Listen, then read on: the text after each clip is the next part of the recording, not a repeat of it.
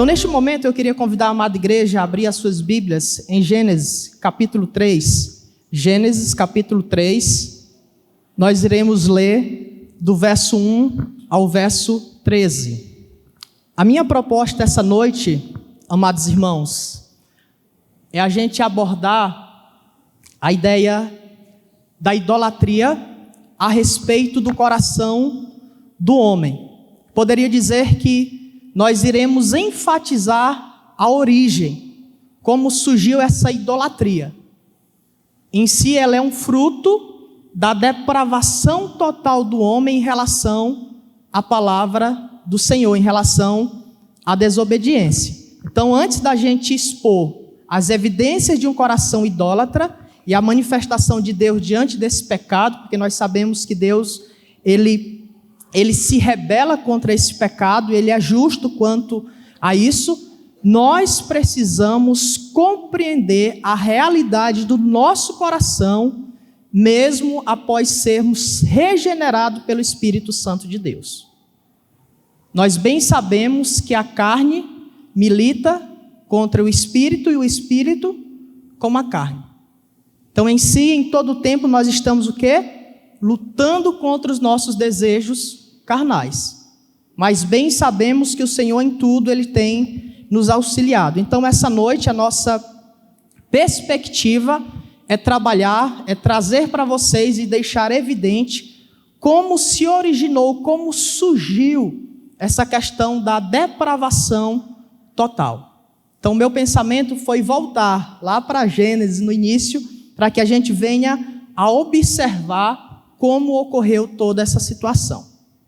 E assim a gente entender de uma maneira clara, tá, o que é a idolatria, como ela trabalha em todo o tempo, tentando nos desajustar daquilo que o Senhor Deus requer de nós, tá? Então, essa noite nós iremos trabalhar o ataque de Satanás e seus objetivos, tá? Segundo, a desobediência do homem, questão da sua depravação total. E por último, a contaminação do pecado, a perca do relacionamento com Deus. Então, dentro desse texto, dos versos 1 a 13, a gente poderia ir até mais adiante, nós vamos trazer essas verdades para que nós venhamos a compreender a origem da idolatria como fruto da depravação total na vida do homem, tá? Então vamos ler Gênesis capítulo 3, verso 1, diz assim a palavra do Senhor até o verso 13. Mas a serpente, mais sagaz que todos os animais selváticos que o Senhor Deus tinha feito, disse à mulher: é assim que Deus disse, não comereis de toda árvore do jardim? Respondeu-lhe a mulher: do fruto das árvores do jardim podemos comer, mas do fruto da árvore que está no meio do jardim, disse Deus, dele não comereis, nem tocareis nele, para que não morrais. Então a serpente disse à mulher: é certo que não morrereis, porque Deus sabe que no dia em que dele comerdes, se vos abrirão os olhos, e como Deus sereis conhecedores do bem e do mal. Verso 6. Vendo a mulher que a árvore era boa para se comer, e agradável aos olhos, e árvore desejável para dar entendimento, tomou-lhe do fruto e comeu, e deu também ao marido, e ele comeu. Abriram-se então os olhos de ambos, e percebendo que estavam nus, coseram folhas de figueira e fizeram cintas para si. Quando ouviram a voz do Senhor Deus, que andava no jardim pela viração do dia, esconderam-se da presença do Senhor Deus, o homem e a sua mulher, por entre as árvores do jardim. E chamou o Senhor Deus ao homem e lhe perguntou: onde estás? Ele respondeu: ouvi a tua voz no jardim, e porque estava nu, tive medo e me escondi. Perguntou-lhe Deus: quem te fez saber que estava nu? Comeste da árvore de que te ordenei que não comesses? Verso 12. Então disse o homem: a mulher que me deste por esposa, ela me deu da árvore e eu comi. Verso 13, disse o Senhor Deus à mulher: que é isso que fizeste? Respondeu a mulher: a serpente me enganou e eu comi. Até aí, vamos orar mais uma vez. Já oramos com o pastor Wellington, mas mais uma vez vamos orar ao Senhor, pedindo que Ele fale aos nossos corações através da sua palavra. Pai Santo, Deus Todo-Poderoso, nós queremos Te louvar, Te agradecer por nós estarmos aqui, pela oportunidade que o Senhor nos concede de ouvir a Tua palavra. E neste momento, ó Deus, que eu venha a pregar a Tua palavra com fidelidade, que o Senhor possa também agir de forma poderosa na vida de cada um dos irmãos que estão aqui, para que estes apliquem as verdades de Deus em seus corações e sejam transformados por ela, para que a cada dia mais nós, como igreja, venhamos a viver para a glória de Deus. Assim, ó Pai, nós colocamos diante de Ti a Tua palavra e que o Teu nome seja glorificado e conhecido, no nome de Jesus. Amém. Amados irmãos, eu queria iniciar com uma definição a respeito do ídolos do coração. O que é um ídolo do coração?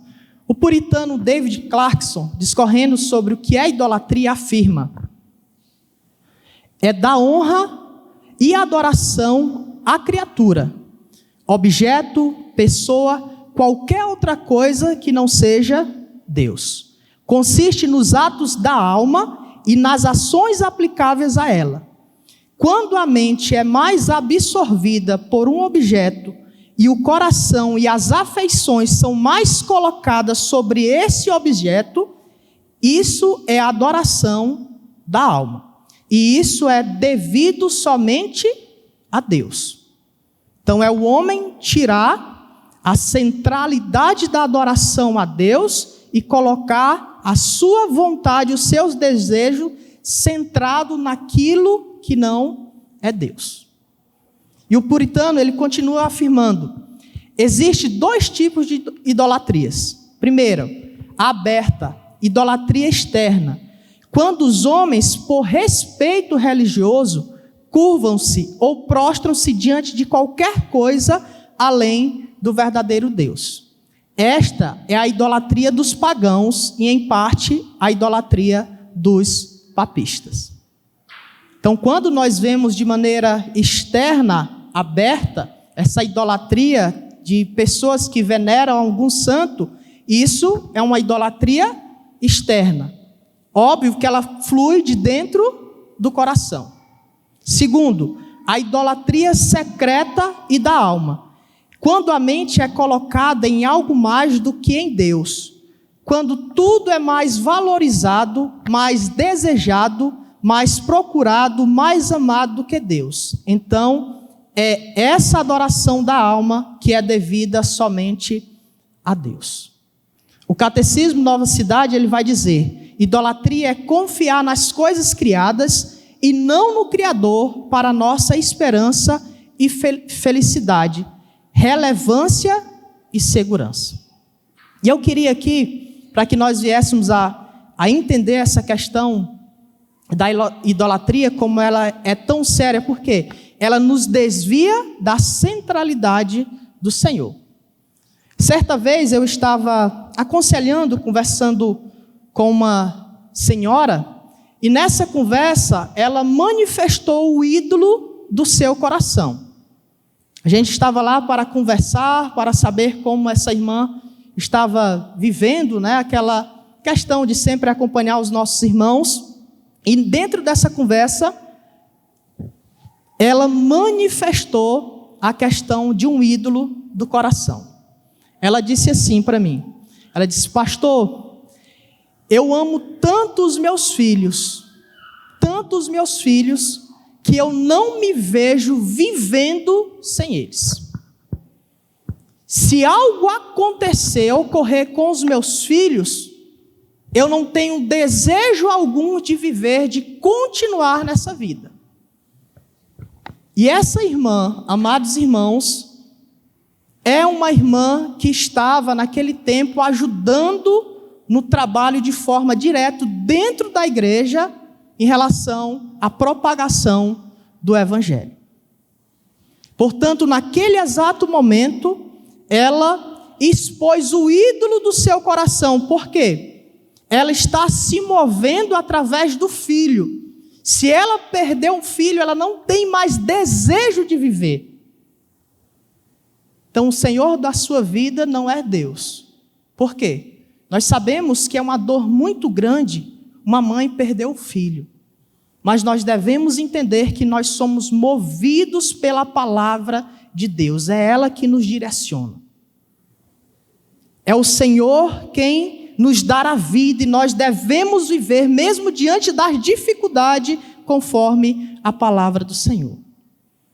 Claro que vai haver um momento de luta, um momento de profunda tristeza, mas aquela mãe, naquele exato momento, eu como pastor, eu me senti obrigado de aconselhá-la em relação a isso.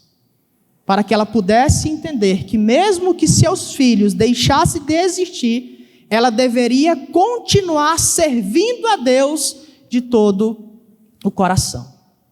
Então esses aspectos da idolatria, amados irmãos, eles são manifestos em nossas vidas por causa dessa depravação total na vida do homem.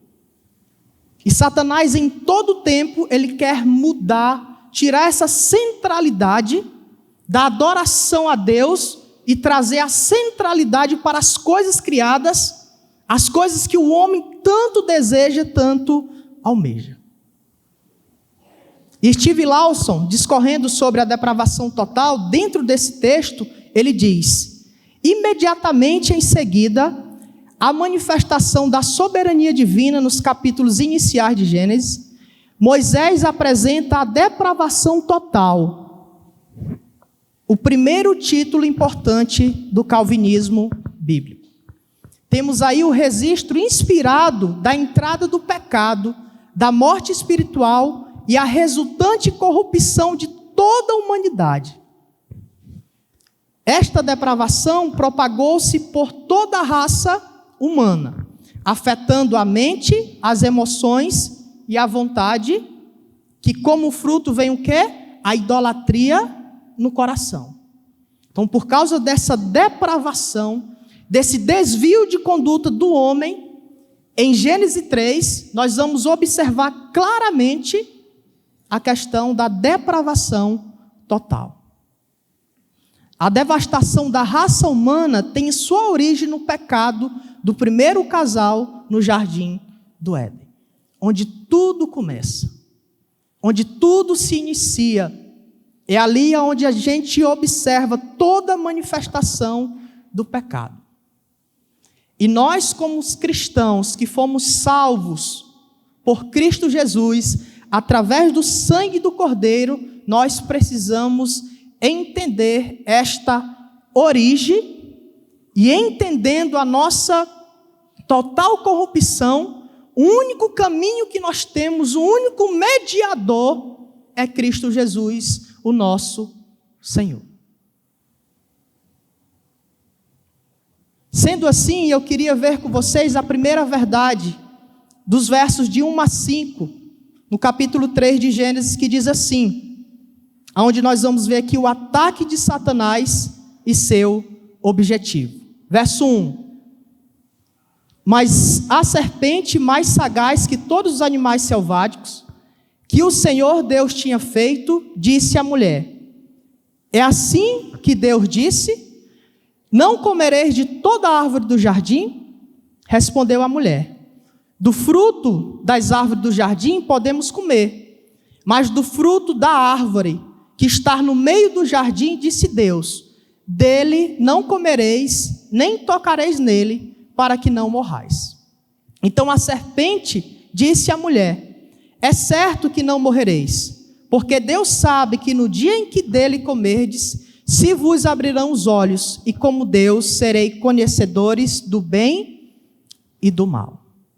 Então nós vamos observar claramente dos versos de 1 a 5, o ataque de Satanás e o seu objetivo em desviar a adoração do homem a Deus.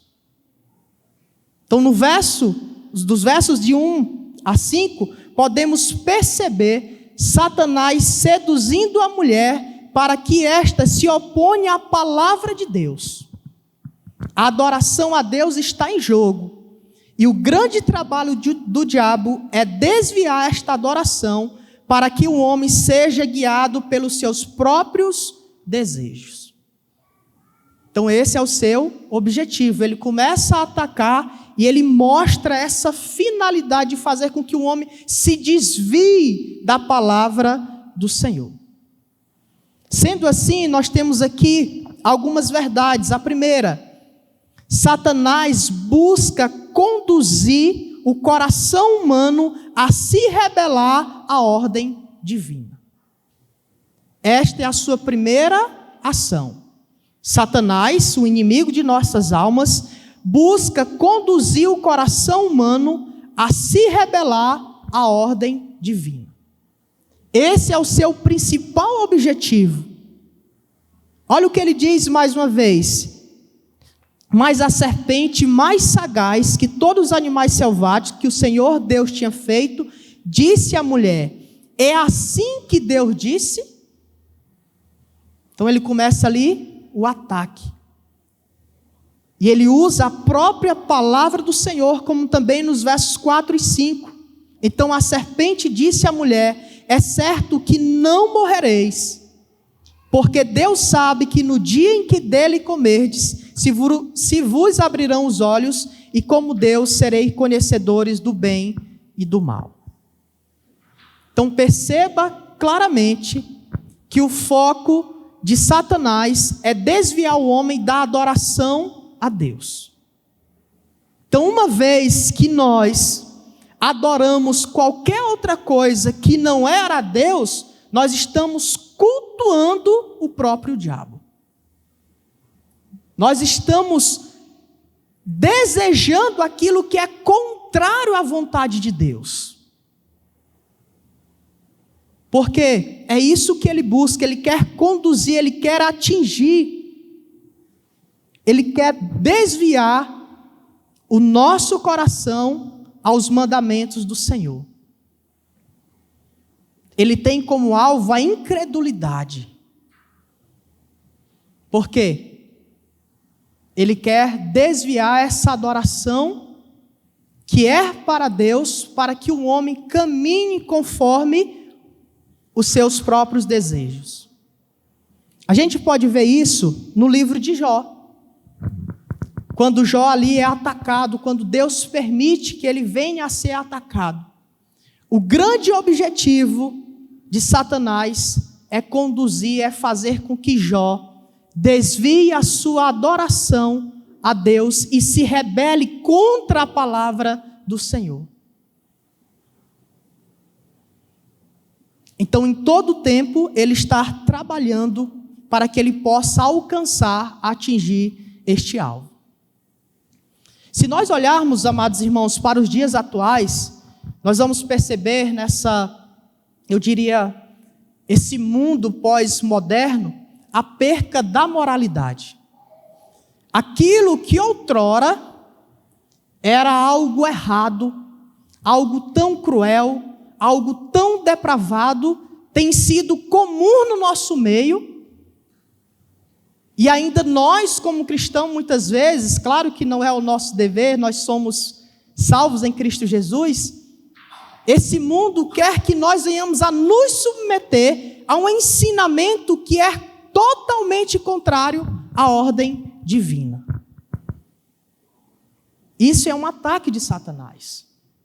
Ele quer desviar o homem da adoração a Deus. É isso que ele tenta fazer, é isso que ele tenta buscar, a perca dessa moralidade, daquilo que é correto, daquilo que é fundamentado na palavra do Senhor. Então nós, como cristãos, nós precisamos nos resguardar quanto a estes ataques. Ele, Satanás, pode até tentar o homem em se opor às verdades de Deus. Porém, o crente é responsável pela sua conduta de ceder ou não. Aqui a questão não é olhar para o diabo e dizer, não, ele é o culpado de tudo. Não. Nós somos responsáveis pelos nossos pecados. Todo ídolo que surge no nosso coração, amados irmãos, nós somos responsáveis. 1 Coríntios capítulo 10, verso 3 diz assim: não vos sobreveio tentação que não fosse humana, mas Deus é fiel e não permitirá que sejais tentado além das vossas forças. Pelo contrário, juntamente com a tentação, vos proverá o livramento, de sorte que a possais suportar. Então, dentro desse ataque de Satanás, dentro dessa nossa própria luta contra o pecado, Deus há de prover o livramento para que nós venhamos a continuar firme diante dele. Portanto, antes de qualquer ataque do inimigo para o desvio da verdade, Deus já concedeu aos seus servos o conhecimento da palavra de Deus. Mais uma vez, nós que somos salvos em Cristo Jesus, qualquer ataque de Satanás, qualquer tentação que vem sobre nossas vidas, o Senhor proverá o livramento para que nós venhamos a suportar, a não dar lugar à vontade do nosso coração, aquilo que é contrário à vontade de Deus. Então, se nos versos 1 e nos versos 4 e 5 nós vamos ver Satanás ali atacando o homem, por meio da palavra de Deus, negando a palavra de Deus, não negando na sua totalidade, mas buscando enganar. Dentro dos versos 2 e 3 nós vamos ver claramente a mulher respondendo daquilo que Deus já tinha provido para que ela fugisse desta tentação, para que ela não se entregasse à sua depravação total. Olha o que diz os versos 2 e 3. Respondeu-lhe a mulher: do fruto das árvores do jardim podemos comer, mas do fruto da árvore que está no meio do jardim, disse Deus: dele não comereis, nem tocareis nele, para que não morrais. O que Deus havia dado para ela? O conhecimento a respeito da palavra. Então, mais uma vez, todo ataque de idolatria, para que nós venhamos a nos rebelar, a se opor contra a vontade de Deus, Deus já supriu, dando aos seus servos o conhecimento da palavra, para que nós venhamos a permanecer de pé diante das provações, diante das tentações. E a mulher, ela responde aquilo que Deus disse a ela. A verdade de Deus estava na sua vida. Deus havia provido para que ela pudesse suportar aquele ataque. Então, se nós percebermos aqui, fica claro a origem ali do pecado, a origem da idolatria. Mas mesmo diante deste caso, nós também podemos perceber claramente que nós somos responsáveis pelos nossos atos. Por quê? Deus deu os seus mandamentos a nós para que nós venhamos a caminhar segundo a sua vontade. Então, uma vez que nós caímos em qualquer pecado, amado irmão, nós somos indesculpáveis. Nós não temos justificativa. Lembra daquela mãe no início aqui, do exemplo que eu dei? A idolatria do seu coração, ela deve olhar para o primeiro mandamento, amar a Deus sobre todas as coisas, e depois ao próximo como a si mesmo. Mas ela estava invertendo, ela estava adorando, amando os seus filhos sobre tudo. Idolatria, desobedecendo, se opondo à palavra de Deus, se rebelando contra a ordem divina. E isto é um pecado gravíssimo. Ah, pastor, mas eu amo os meus filhos. Mas amá-los, qualquer coisa acima de Deus, é pecado, é idolatria. E nós conhecemos através da palavra de Deus que Deus já nos concedeu um ensinamento de como nós devemos obedecê-lo e amá-lo. Amar a Deus acima de tudo e de todos. Adorá-lo de todo o coração. Então, diante da palavra de Deus, aquela mãe não tinha justificativa quanto ao seu pecado. Óbvio que eu louvei a Deus porque ela entendeu. Eu disse, minha irmã, você está sendo movida, vivendo para os seus filhos. Não, viva para Deus e ame os seus filhos segundo a vontade de Deus. E ela sabia desse mandamento. Foi o primeiro texto que eu abri para ela e li.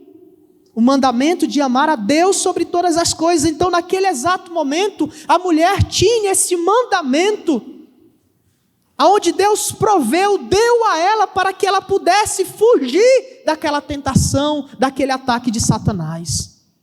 É por isso que nós somos indesculpáveis diante de qualquer pecado que nós caímos. Não existe justificativa.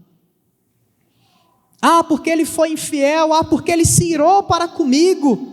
Nós não temos. Nós não temos essa justificativa, nós precisamos olhar para a palavra de Deus.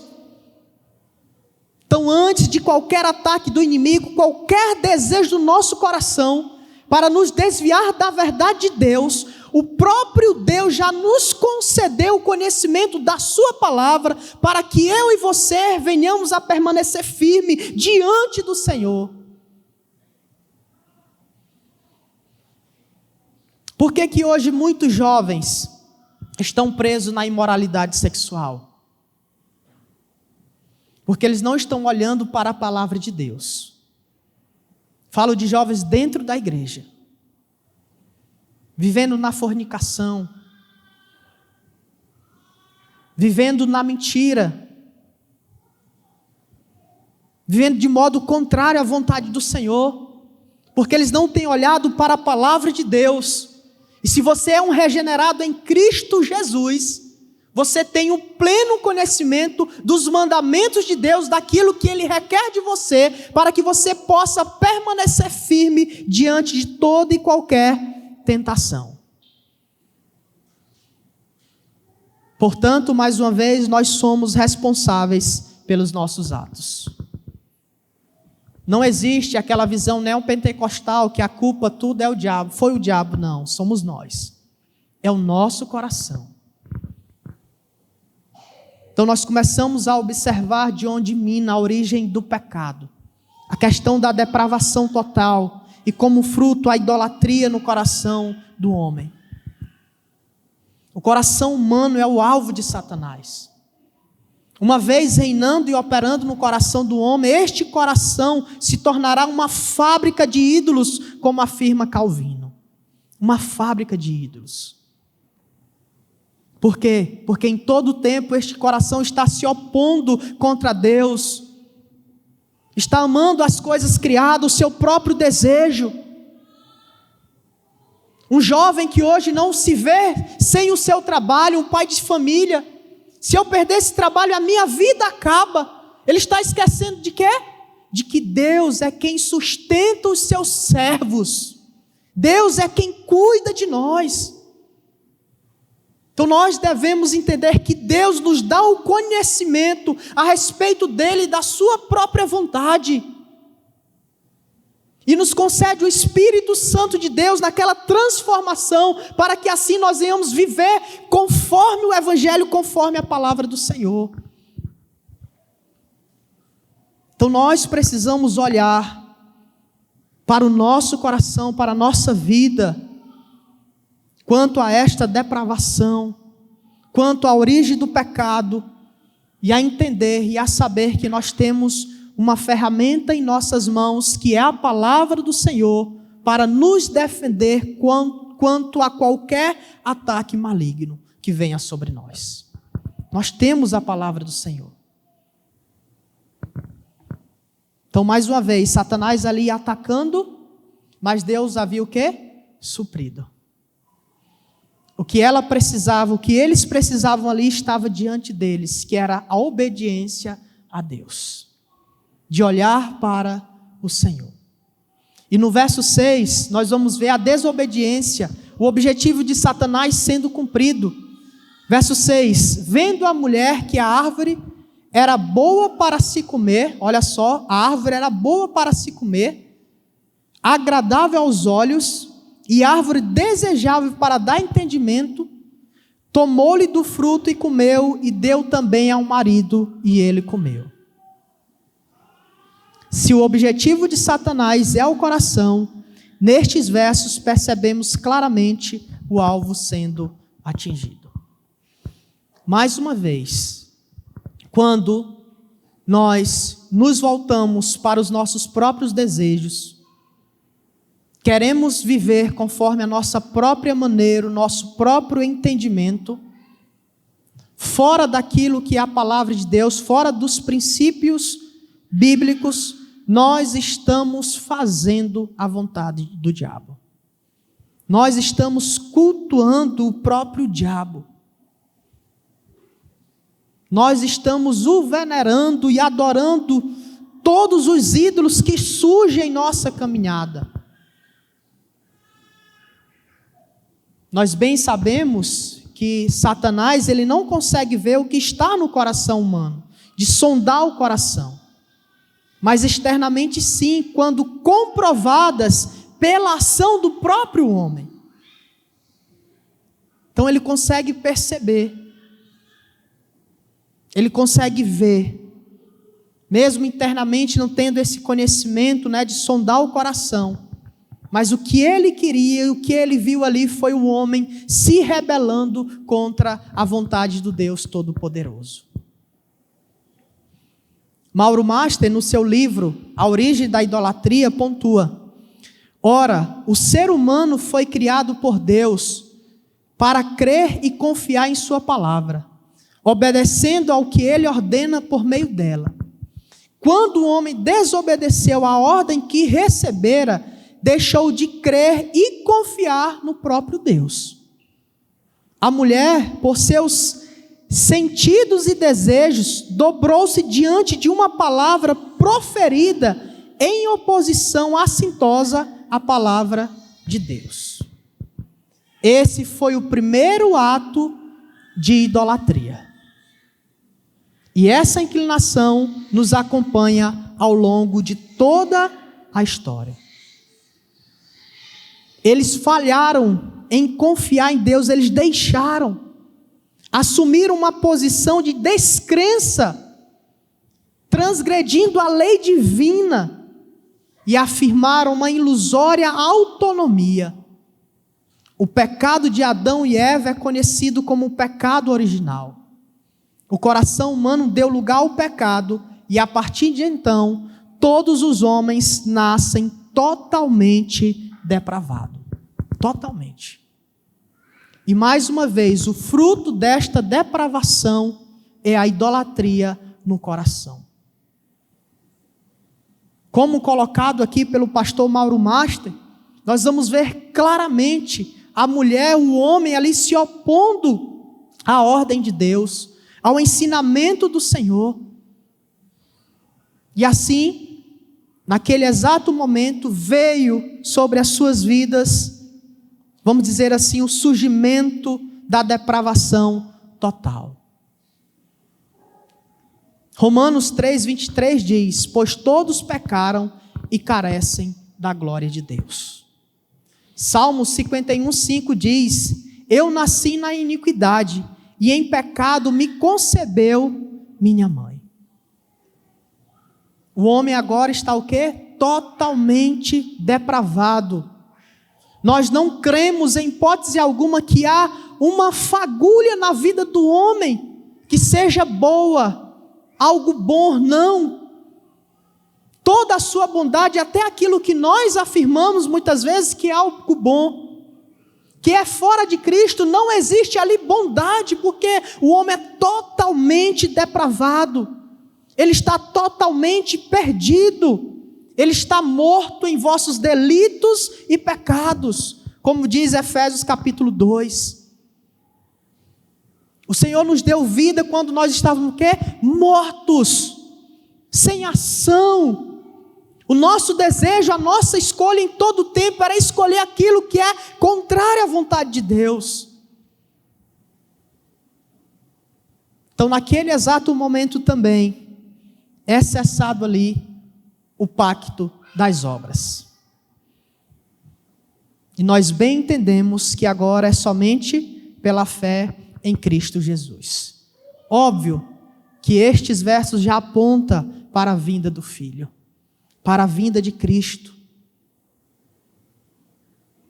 Assim sendo, amados irmãos, eu e você, nós como igreja do Senhor, nós precisamos entender que o nosso coração ele é totalmente depravado. O nosso coração é um coração enganoso. Por isso que em todo tempo nós estamos militando contra a vontade da carne. Mas nós precisamos entender que o Senhor já nos deu a ferramenta para que nós venhamos a usar para lutar contra as ciladas de Satanás. Nós precisamos entender que nós temos a Cristo, que é por meio dele, das suas obras, não da nossa obra. É por meio de Cristo.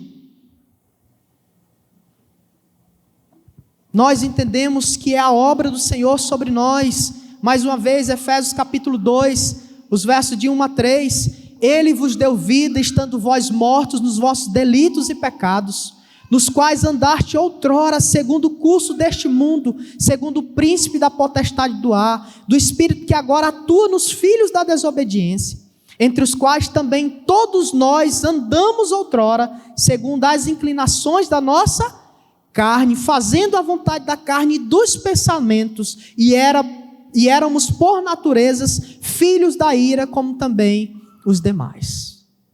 Olha a nossa condição, amados irmãos. E nós muitas vezes temos o conhecimento da palavra do Senhor, como tinha ali Adão e Eva, e nós continuamos agindo e nos rebelando contra a sua palavra. Nós precisamos compreender que não devemos dar lugar ao nosso coração, aos nossos próprios desejos, mas fazer a vontade do Senhor, fazer aquilo que é agradável ao Senhor. Não também condicionado em relação às obras que eu estou fazendo, estou agradando a Deus, em hipótese alguma. Nós precisamos olhar para Cristo, nós precisamos olhar para o nosso Senhor e Salvador.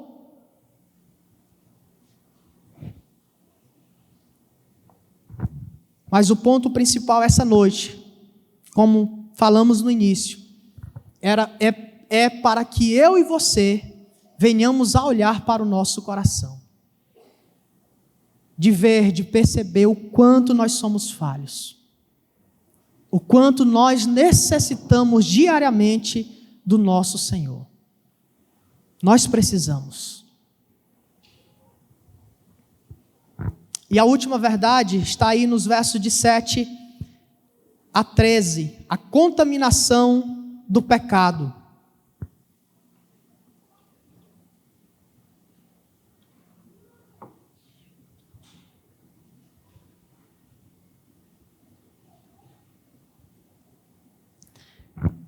Abriram-se então os olhos de ambos, e percebendo que estavam nus, coseram folhas de figueira e fizeram cintas para si.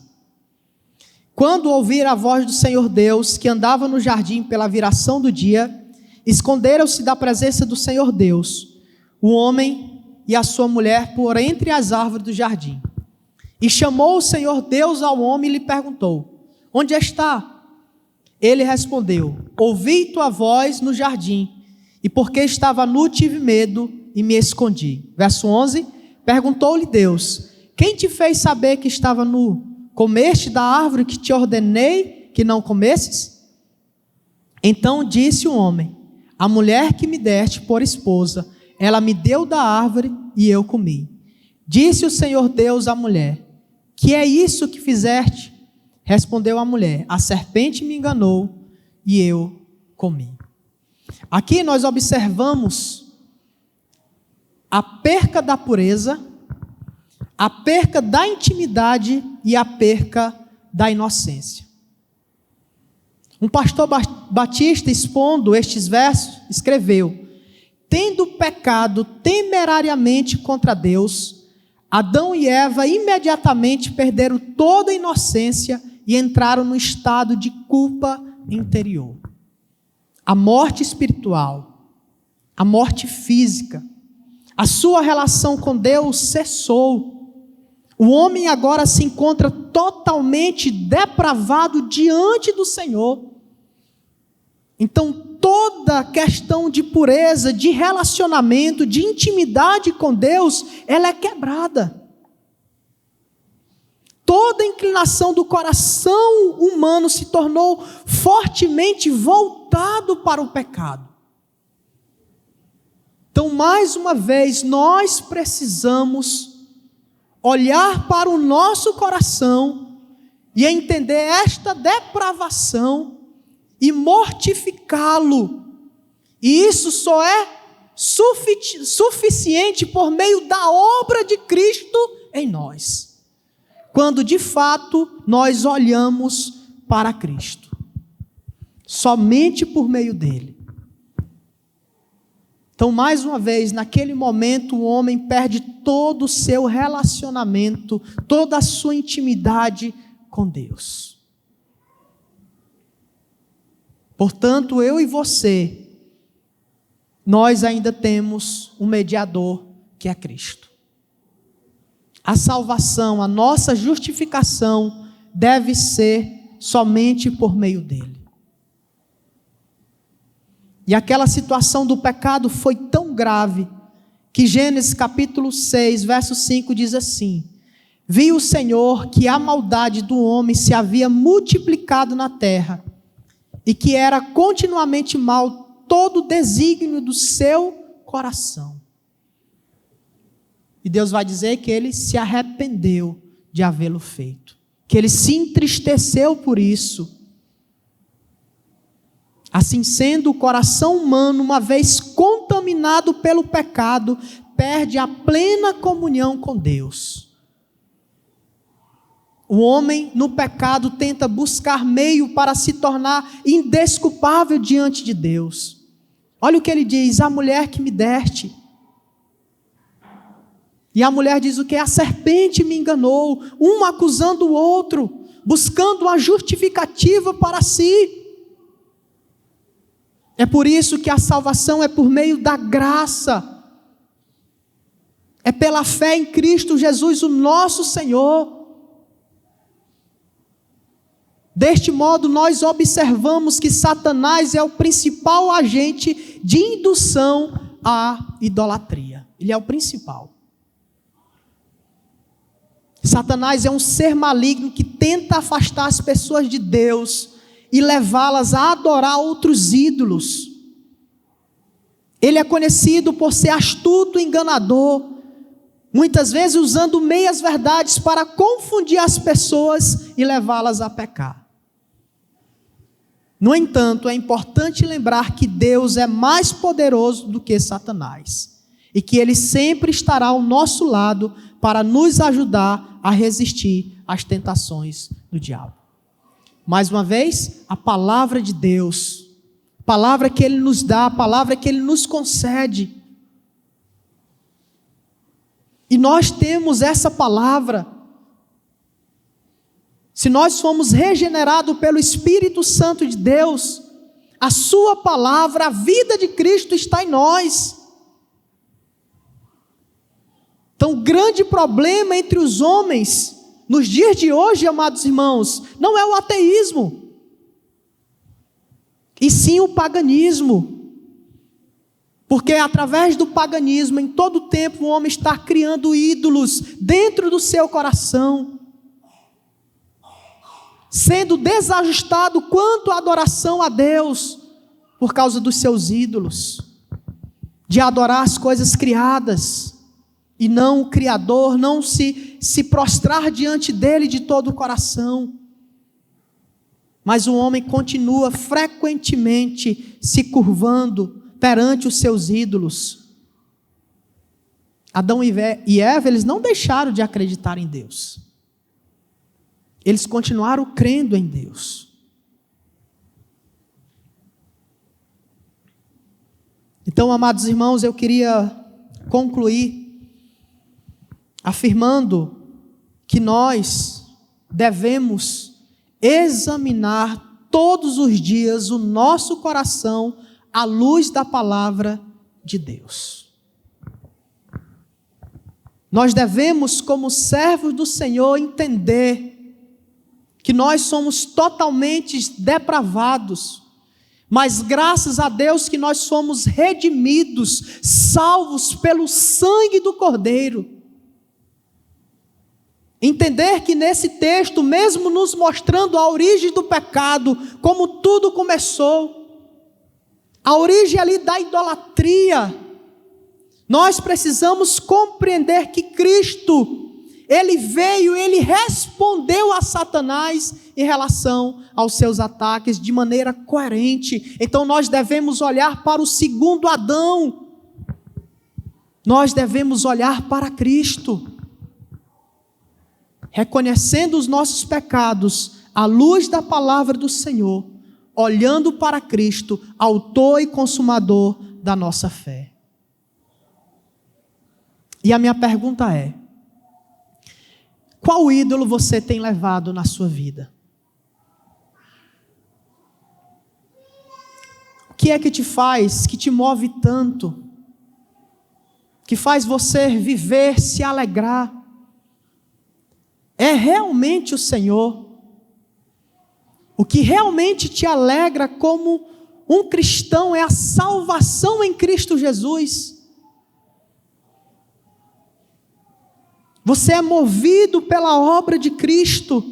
Você se alegra por Deus ter te concedido, te escolhido antes da fundação do mundo para fazer parte da sua igreja. É isso que nos move, é isso que nos alegra. A nossa adoração está realmente centrada na palavra de Deus, está fundamentada na palavra do Senhor, nos ensinamentos dEle, na obra de Cristo. Porque nós bem sabemos que Cristo é Ele quem nos justifica diante de Deus. É a sua obra. E Ele respondeu aos ataques de Satanás conforme a palavra do Senhor. E eu queria convidar você a abrir a Bíblia comigo em Mateus capítulo 4, para a gente ler e finalizar. Que mesmo vendo, reconhecendo quão pecadores nós somos, quão falho nós somos, nós precisamos olhar para Cristo. Mateus capítulo 4, os versos de 1 a 11. Se Adão pecou, Cristo triunfou. Se ali nasceu a depravação total, aqui surgiu entre os homens o Santo, o Deus Todo-Poderoso encarnado através de Cristo, seu Filho. Mateus capítulo 4.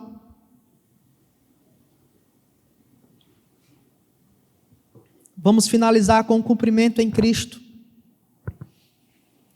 A seguir foi Jesus levado pelo Espírito ao deserto. Olha o que diz a palavra do Senhor: para ser tentado pelo diabo. E depois de jejuar 40 dias e 40 noites, teve fome. Então o tentador, aproximando-se, lhe disse: se és filho de Deus, manda que estas pedras se transformem em pães. Jesus, porém, respondeu: está escrito, não só de pão viverá o homem, mas de toda palavra que procede da boca de Deus. Satanás responde conforme a palavra do Senhor. Se Adão pecou, Cristo triunfou. Verso 5. Então o diabo o levou à cidade santa, colocou-o sobre um pináculo do templo e lhe disse: se és filho de Deus, atira-te abaixo, porque está escrito: aos seus anjos ordenará o teu respeito, que te guardem, e eles te susterão nas suas mãos, para não tropeçares em alguma pedra. Respondeu-lhe Jesus: também está escrito: não tentarás o Senhor teu Deus.